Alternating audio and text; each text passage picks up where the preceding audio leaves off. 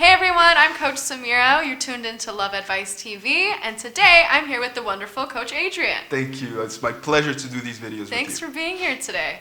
So today we're going to talk about what to do when your ex blocks you online. I have seen this all the time, not even just in all the coaching sessions and in the comments, but in my personal life and also with my friends. What would you say is the best thing to do once your ex blocks you online? If your ex blocks you online, do not react. Stop, take a step back.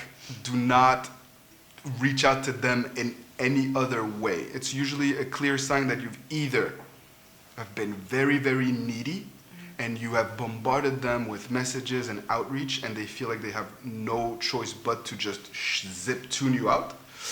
Or it's because your ex feels very insecure. You may have posted a picture of yourself looking good, and all of a sudden, bam, you're blocked.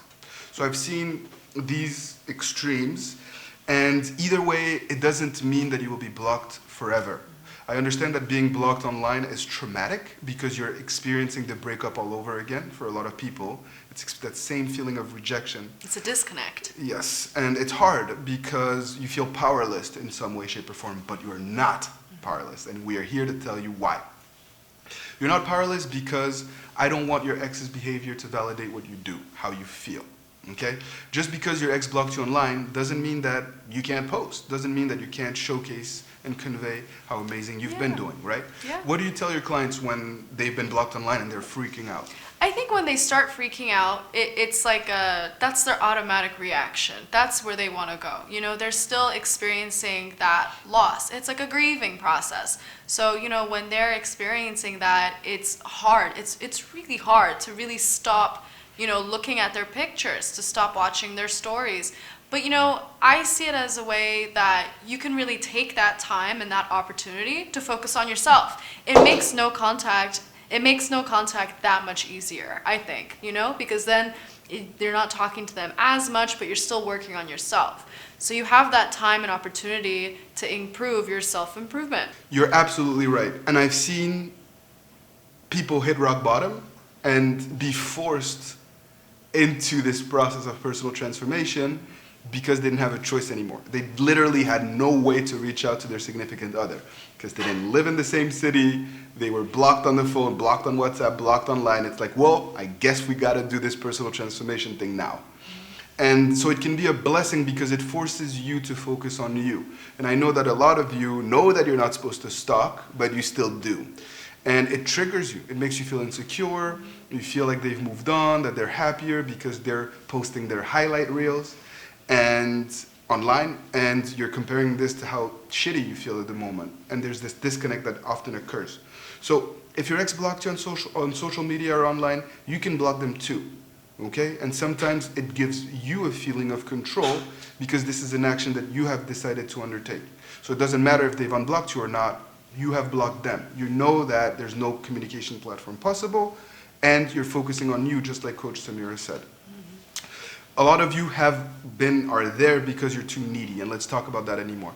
If you have overwhelmed your ex with messages and outreach, etc., don't feel so bad, okay? Yes, you've made mistakes, but most of the people that are on Love Advice TV have made mistakes too. And you know what? We as coaches make mistakes too, okay? Because we're human beings. So don't panic and work on rebuilding that self-love, that self-confidence back. And I know that you're all about self-love, and I love your spiritual twist to the approach, to the coaching process in general. So what are some of the ways that people that have a distorted image of themselves, what are the ways that they can start to learn to love themselves again? I think something that they can start doing is to really take a step back and look at it from an unbiased point of view. Because a lot of people can be really quick to judge themselves and really quick to just, go to a negative space. But if you take a step back and start, approaching it in a loving and kind way and just treat yourself with kindness, be nice to yourself. Don't be too hard on yourself. If you did make the mistake and text the person 1,000 times and email and all that stuff, it's okay. It's fine. Don't be hard on yourself. Just take a step back, reevaluate the situation, and really start to work on you. It's the power of positive thinking. An exercise that I give to clients in one-on-one coaching sessions when they're really, really down in the gutter is to say, okay, close your eyes and think about what was the happiest moment in your life. What was the best memory that you can think about? And let's start from there. Bringing you back into that happy place and that happy space. And to take it a step further, you can even make a list of the top 10 proudest moment of your life, right?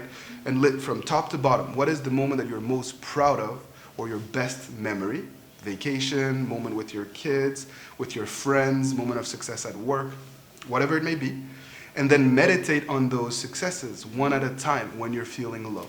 It's a great way of doing it. Yes, it has awesome. helped a lot of people in one-on-one coaching sessions to really start to remember that they're amazing people too, because we're all unique individuals with special gifts and special talents. A lot of people, unfortunately, have been beat up by life or put down or have emotional baggage, and they tend to forget how amazing they are. So remind yourself through the power of positive thinking. And I hope that, that it will help you along the way as well. So, even if your ex has blocked you online, it is not the end of the world. You will still be happy if you approach this breakup recovery process the right way. You will learn from this experience and grow as an individual, and you can still turn things around. I've helped so many people get back together after they were blocked online. And that's the lesson of this video and the message that we wanted to convey to you today. So, if you've enjoyed it, if you learned something, anything, give us a thumbs up. Fuel our fire so that I can drag Coach Samira back into the studios and we can do more amazing videos for you and give you so much love back so that you can feel empowered on your breakup recovery journey. As always, keep fighting the good fight. And for Coach Samira and myself, we wish you all the best and see you soon tomorrow for another video on Love Advice TV. Bye.